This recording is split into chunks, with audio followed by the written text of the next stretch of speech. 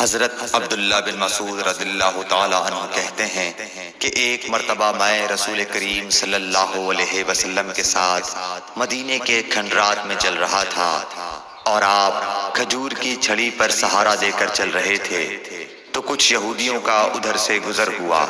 ان میں سے ایک نے دوسرے سے کہا کہ آپ سے روح کے بارے میں کچھ پوچھو۔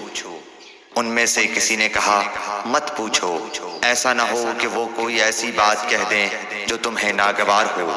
مگر ان میں سے بعض نے کہا کہ ہم ضرور پوچھیں گے۔ پھر ایک شخص نے کھڑے ہو کر کہا اے ابو القاسم، روح کیا چیز ہے؟ آپ نے خاموشی اختیار فرمائی۔ میں نے دل میں کہا کہ آپ پر وحی آ رہی ہے، اس لیے میں کھڑا ہو گیا۔ جب آپ صلی اللہ علیہ وسلم سے وہ کیفیت دور ہو گئی تو آپ صلی اللہ علیہ وسلم نے قرآن کی یہ آیت جو اس وقت نازل ہوئی تھی تلاوت فرمائی۔ اے نبی، تم سے یہ لوگ روح کے بارے میں پوچھ رہے ہیں، کہہ دو کہ روح میرے رب کے حکم سے ہے اور تمہیں علم کا بہت تھوڑا حصہ دیا گیا ہے، اس لیے تم روح کی حقیقت نہیں سمجھ سکتے۔ صحیح بخاری حدیث نمبر 125۔